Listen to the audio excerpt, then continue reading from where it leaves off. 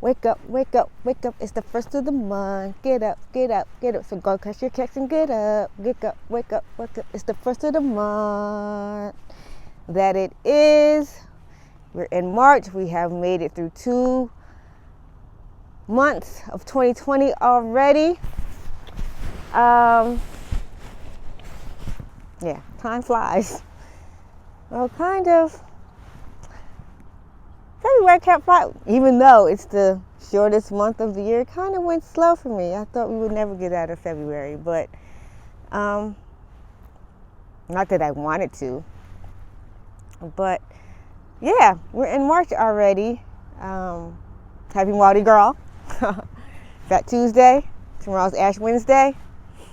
What will you be giving up? What will you be concentrating on for Lent, for those of you who recognize the season of Lent? I don't know what I'm doing yet, but it'll come to me. So yeah, I guess in keeping with giving some history from last month that I did last month, and it being a new month, and this month being Women's History Month, I'm going to give you some history and some tidbits about some women that have been instrumental in my life, whether on the personal side or the career side. I'm not going to tell you who they are. You have to come back the following week to find out who the previous week was. So I give you some little hints.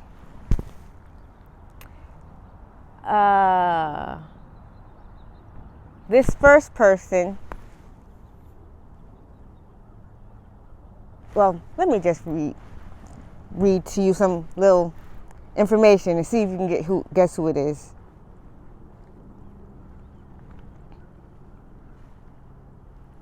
I might even decide to give some gifts for people who get the answers right.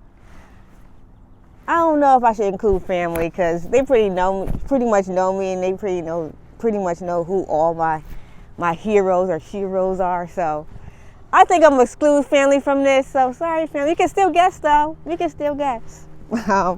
Anyway. So this woman is a sideline reporter for ESPN's Monday Night Football and has been since 2012 and holds the title as the longest tenured sideline reporter for Monday Night Football. She is also a sideline reporter for NBA games on ESPN and ABC. And she is also a co-host of the company's award-winning E60 film and documentary series. As I think about it, as I read that, maybe that's where my love of documentaries comes from her being one of my sheroes. Because I love documentaries. I love docu-shows. I love docu-series. I guess Catfish would be a docu-series, one of my favorite shows. First 48, I know. I don't know why, but I like that show. I really do. It's interesting. It's interesting to find out what people do and why they do it. And sometimes it's silly and it's unfortunate. But anyway, I like the show.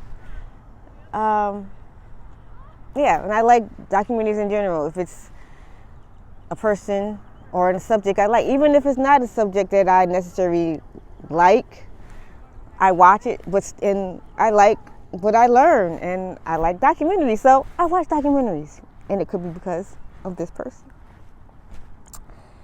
And she helped launch this series in 2007.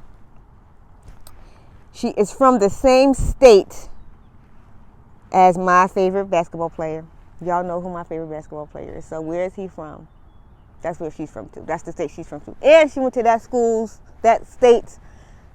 school and played on their women's basketball team from 1986 was a good year, to 1987, and graduated in 1988, another good year. Shout out to my brother, with her BA in broadcast journalism.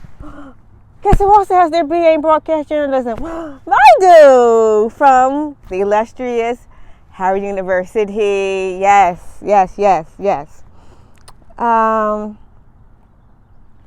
She also holds the title as being the shortest player in school history at 5'2". Guess what? I'm 5'2". I'm 5'2", y'all. Good things come in small packages, so they say. Sometimes small packages can still be too big and too much for some people. I don't know why I said that, but I did.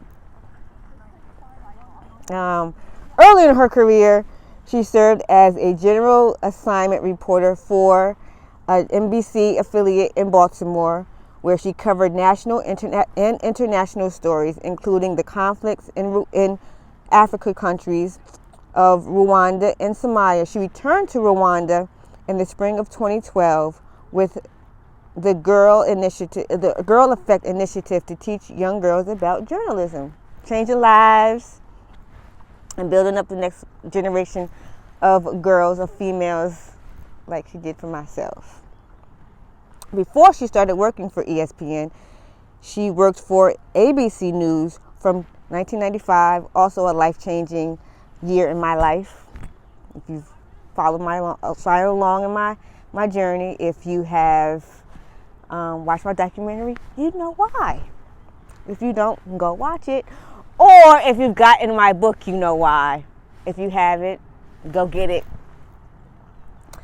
While she was based in LA, Los Angeles, she was named the first West Coast correspondent for the ABC affiliate news service News One in February of 1995. So happy anniversary for that passing.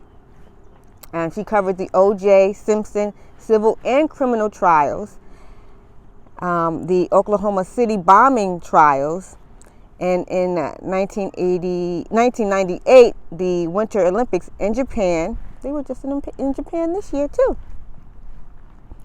And the crash of TWA Flight 800, among other major stories for World News Tonight with Peter Jennings and other ABC affiliate news outlets. She joined ESPN as a general assignment reporter in March of 2000. So happy anniversary to her. Happy work anniversary to her. It's March. So 22 years. Happy anniversary. Prior to her current NFL and NBA assignments, she was the sideline reporter for ABC's Saturday Night Football college football games for 5 seasons from 2006 to 2010, which is a good year. Why? Because it is the year that I walked across the stage to accept my honor of graduating from Howard University with my BA in broadcast journalism. She has been a part of the NBA coverage on ESPN and ABC since 2005. Christmas 2017, she covered an NBA game in New York, and then later that night covered an NFL Monday Night Football game in Philly. That's magic, y'all. That's magic.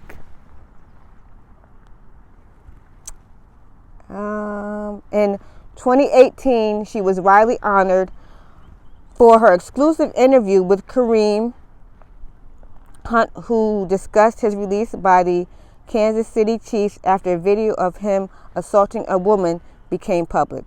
Her other notable reporting includes Life as Matt, a transgender high school track and field athlete, Matt Dawkins, which earned a 2017 Sports Emmy Award.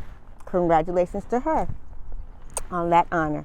Other accolades include a Gracie Award from the Association for Women in radio, and television for Best Feature in 2009, and a Sports Emmy nomination for the story of Ray of Hope on organ donation in 2008.